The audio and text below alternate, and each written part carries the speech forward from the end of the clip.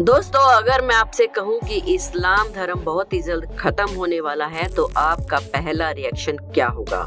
जाहिर सी बात है, यही होगा कि भाई अब ऐसा क्या हो गया। दोस्तों, मुस्लिम समुदाय का हर व्यक्ति अपनी जिंदगी में एक ना एक बार मक्का शहर में स्थित काबा के दर्शन करने की इच्छा रखता है, क्योंकि काबा मुसलमानों का धार्मिक स्थल है।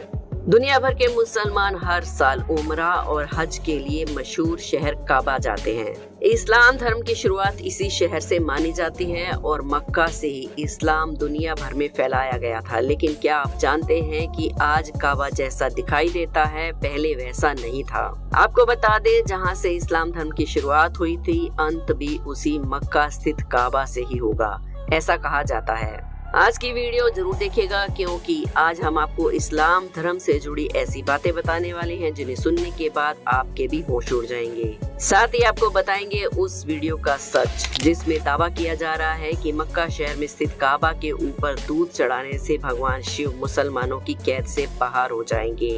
क्या है मक्का शहर में भगवान शिव के कैद होने का सच, बताएंगे आज की वीडियो में। लेकिन उससे पहले हमारे चैनल अनोखी दुनिया को जल्दी से सब्सक्राइब करके बेल आइकन को प्रेस कर लें। दोस्तों, इस्लाम धर्म की शुरुआत मक्का से हुई थी, इसलिए इस्लाम धर्म में मक्का की बहुत ज्यादा मान्यता है और हर मुसलमान मक्का में स्थित काबा शरीफ को अपना ही किबला मानते हुए उसकी तरफ मुंह करके ही नमाज अदा करता है।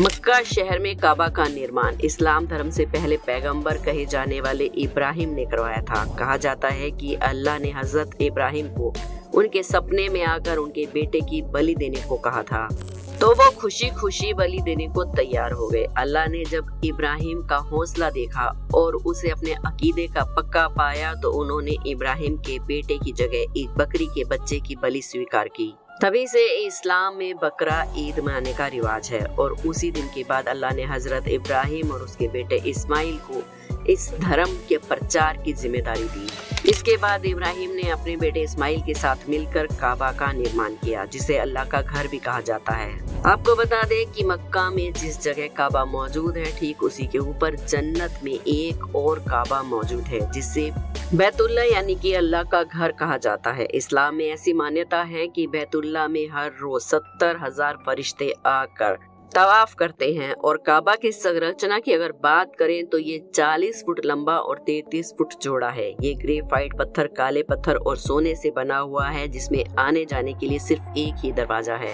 काबा की बनावट पहले ऐसे नहीं थी। पहले इसमें 2 दरवाजे थे और एक खिड़की हुआ करती थी, लेकिन बाद में इसमें कई बदलाव किए गए। आखिरी बार सन 1996 में काबा की मुरम्मत कराई गई। तब आपको बता दें कि काबा के अंदर पूर्वी कोने में एक पत्थर लगा हुआ था, जिसे हजरे अस्वद कहा जाता है। इस्लाम में ऐसी मान्यता है कि हज के दौरान जो भी मुसलमान इस हजरे अस्वद नाम के पत्थर को चूमेगा, उसके सभी गुनाह माफ हो जाएंगे।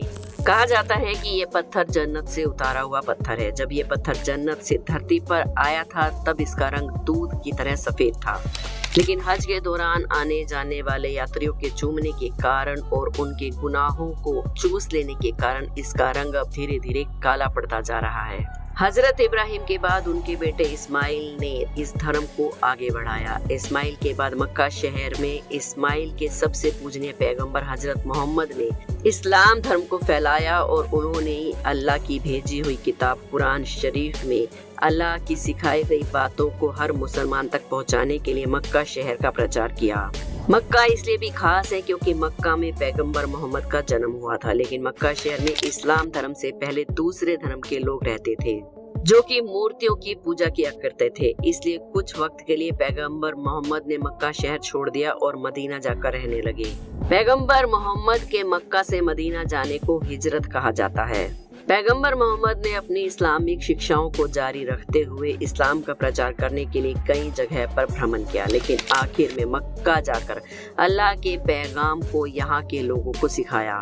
आपको बता दें कि इस्लाम धर्म में सबसे पहली हज यात्रा पैगंबर मोहम्मद ने ही की थी। पैगंबर मोहम्मद ने अपने 144 अनुयायियों के साथ काबा की परिक्रमा की थी। तब से ही काबा जाकर हर मुसलमान जिंदगी में कम से कम एक बार हज यात्रा जरूर करता है। दोस्तों, काबा की चाबियां मक्का के शाही परिवार के पास ही रहती है। ये शाही परिवार सदियों से पीढ़ी दर पीढ़ी ये जिम्मेदारी संभालता आ रहा है। शाही परिवार की अनुमति के बिना काबा का दरवाजा नहीं खोला जा सकता और ना ही इसका ताला खोला जा सकता। दोस्तों, जैसा कि आप लोगों को मालूम ही है कि मक्का शहर रेगिस्तानी इलाका है। यहाँ चारों तरफ रेत ही रेत है। यहाँ की जमीन बंजर है और खेती के लिए उपजाऊ नहीं है। यहाँ हर साल सामान्य स्तर से भी बहुत कम बारिश होती है, लेकिन बावजूद इसके यहाँ एक पानी का कुआं है जिसे जमजम का पानी कहा जाता है। जमजम का पानी इस्लाम धर्म में अपना एक ही अलग महत्व रखता है। जैसे कि हिंदू धर्म में गंगा जल पवित्र माना जाता है, ठीक उसी तरह मक्का के काबा में जमजम का पानी भी हर मुसलमान के लिए पवित्र है। आपको बता दें कि जमजम के पानी को लेकर वैज्ञानिक भी हैरान है। जबकि रेगिस्तान से घिरा मक्का सदियों से ही बारिश और बंजर जमीन से जूझ रहा है, फिर भी जमजम का पानी कहां से आ रहा है और ये इतना पवित्र क्यों है, इस पर कई बार सवाल भी खड़े हो चुके हैं। कहा जाता है कि हजरत इब्राहिम अपने बेटे इस्माइल और बीवी हाजरा को मक्का शहर के रेगिस्तान में छोड़कर इस्लाम की सीख देने के लिए फिलिस्तीन चले गए।